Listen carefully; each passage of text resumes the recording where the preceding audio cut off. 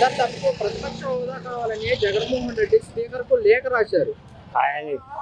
ఎంతలో వస్తాడు 20 కూడా లేకపోతే 11కి సీట్లకి ప్రతిపక్ష హోదా ఇస్తారా?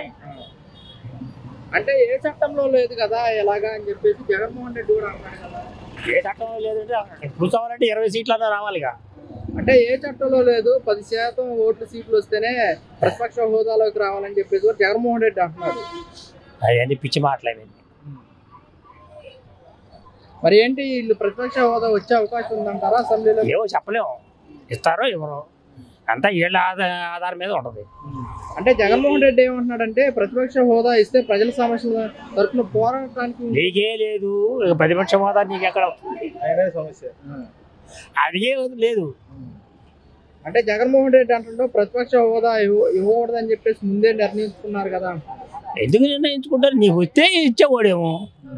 40 సీట్లన్నా రావాలి ప్రతిపక్ష హోదా, రాలేదు. నీకు వస్తుంది గ్యారెంటీ ఉంది.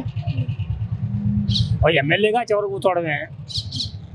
అంటే జగన్మోహన్ రెడ్డి అంటున్నారు ముఖ్యమంత్రి మంత్రుల తర్వాత నన్ను ప్రమాణ స్వీకారం చేయించారు, ఇలా చేయడం కరెక్ట్ కాదు అంటున్నాడు. అదే ఎవడే ముందు తీసింది ఎవరు గొయ్యి, తర్వాత ఒకటి వస్తుంది.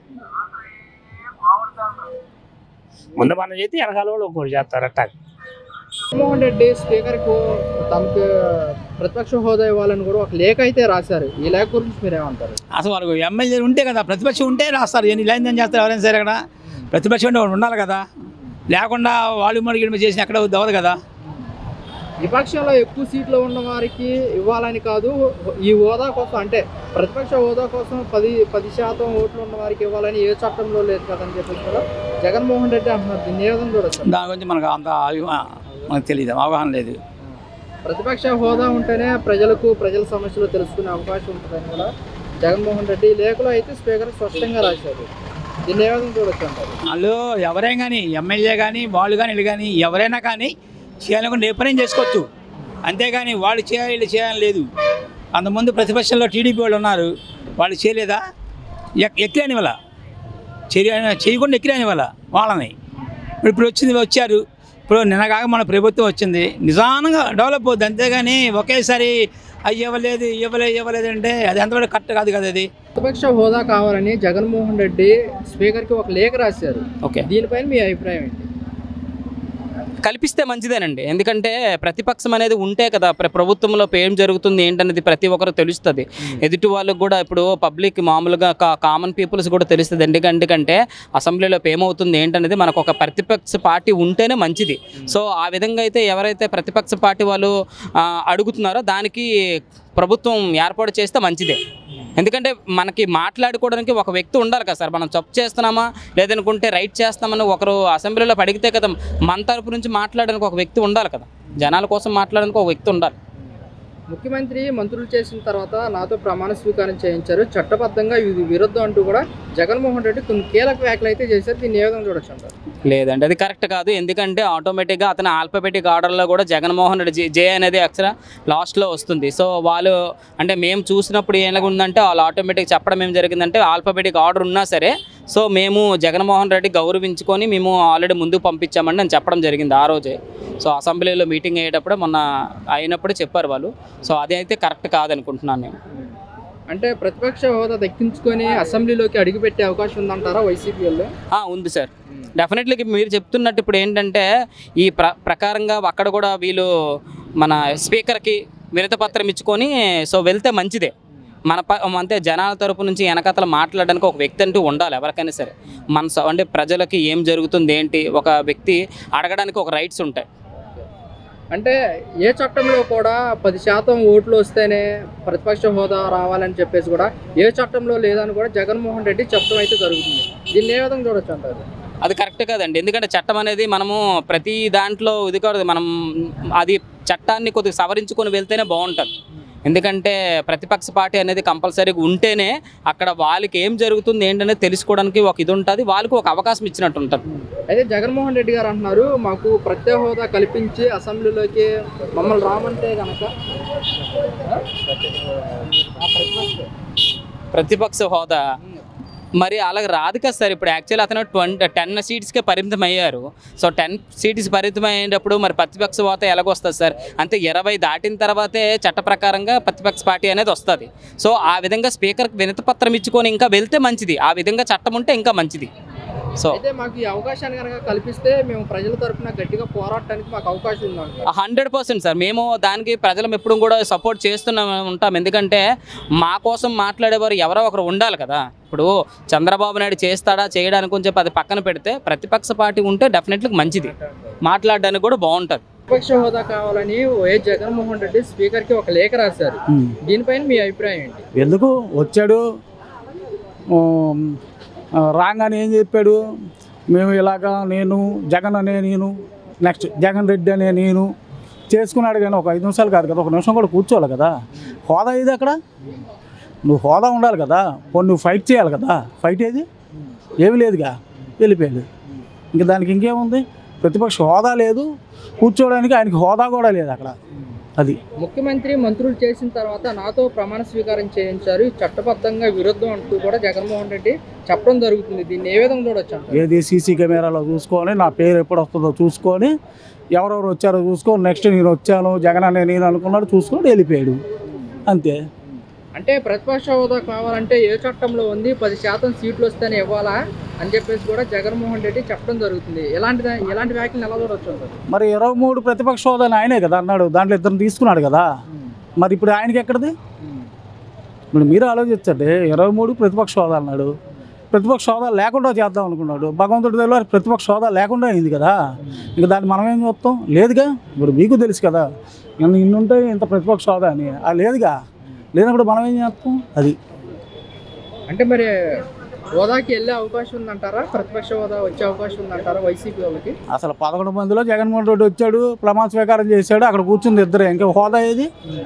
అంటే జగన్మోహన్ రెడ్డి 11 సీట్లు 10% ఓట్లు వస్తేనే కాదు, వాళ్ళకి చట్టంలోనే లేదు కదా, మీరేంటి కొత్తగా పెడుతున్నారని చెప్పేసి జగన్ అంటే ఈయన చెప్పుకుంటే నాకు 40% వచ్చిందంటే సరిపోద్దా ఏంటి? ఇప్పుడు నాకు 40% వచ్చేసిందంటే ఈయన అనుకుంటే సరిపోద్దా? లేదు కదా. అక్కడ హోదానే లేనప్పుడు ఆయన గురించి అనవసరం మాట్లాడుకోవడం కూడా వృధా.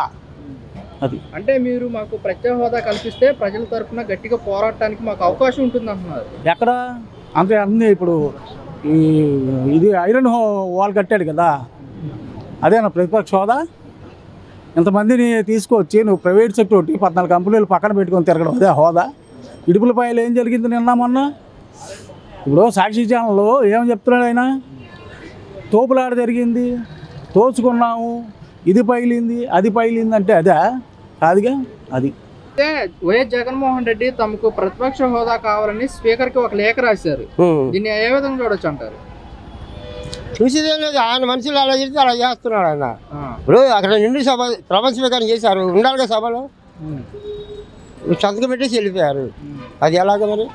4 మాటలు వినాలి, చేయాలి, వాళ్ళతో కలిసిపోవాలి, అవునా కదా? అది అంటే జగన్మోహన్ రెడ్డి అన్నారు, ముఖ్యమంత్రి మంత్రులు అయిపోయిన తర్వాత నాతో ప్రమాణ స్వీకారం చేయించారు, ఇలా చేయించడం కరెక్ట్ కాదు అంటున్నారు కదా. మాట చెప్పనా? ఇప్పుడు అంతమంది ఉన్నారు కదా, 10 నిమిషాలు నిదానం అవుతుంది, 10 నిమిషాలు ముందు అవుతుంది, 10 నిమిషాలు అనుకోవద్ది. నీకే కార్యక్రమం లేవు కదా. ముఖ్యమంత్రిగా ఉన్నప్పుడు ఆయన చాలా కార్యక్రమాలు ఉన్నాయి, టైం లేదు. ఇప్పుడేంటి, ఇప్పుడు వీధుల పద వెళ్తున్నారు, బెంగళూరు వెళ్తున్నారు ప్రశాంతంగా ఉండాలని. మరి ఆ ప్రశాంతం కోసం వెళ్ళేది. ఆ ప్రశాంతంగా 10 నిమిషాలు అక్కడ కూర్చోవచ్చుగా. అంటే ప్రతిపక్ష కాదు బాబాయ్, ప్రతిపక్ష హోదా కావాలంటే 10 సీట్లు శాతం ఓట్లు రావాలని ఏ చట్టంలో లేదు కదా అని చెప్పేసి జగన్మోహన్ రెడ్డి అంటున్నారు. దీన్ని ఏ విధంగా చూడొచ్చు అంటారు? అంతవరకు వచ్చింది 130 అన్నారు, 140 వచ్చింది, 150 వచ్చింది. ఎంత వచ్చినా ఆ 11 కానీ దాంట్లో 3 రాజీనామా చేశారు. ఇప్పుడు ఎన్ని అయినాయి? 7 అయినాయిగా. మరి ఈ ఏళ్ళలో కూడా మరి ఎంతమంది వీళ్ళు కూడా రాజీనామా చేయవచ్చు. అది మనం చెప్పలేము, అది వాళ్ళ మనసులో ఉంటుంది. పార్టీలో ఉండాలా, మేము కూడా రాజీనామా చేయాలనేది. మాకు ప్రతిపక్ష హోదా ఇస్తేనే ప్రజల తరఫున మేము గట్టిగా పోరాడటానికి ఇస్తారండి. ప్రతిపక్షానికి మీరు అయిపోయినా వీళ్ళు ఇస్తారు. పోరాడు, న్యాయం కోసమే కదా వాళ్ళు పోరాడింది. మీరు న్యాయం కోసం పోరాడు, 10 మందిలోకి వచ్చి నిలబడి పోరాడు. ఇది వీళ్ళకి జరుగుతుంది, వాళ్ళకి అలా జరుగుతుంది, వీళ్ళకి లేదు, పోరాడు. ఎవరు వద్దన్నారు? మరి వీళ్ళు పోరాడాలంటే ప్రతిపక్ష హోదా ఇవ్వాలి కదా. ఇస్తారండి, ఇస్తారు. ఎందుకు వాళ్ళు ఇవన్నీ వీళ్ళు ఇస్తారు.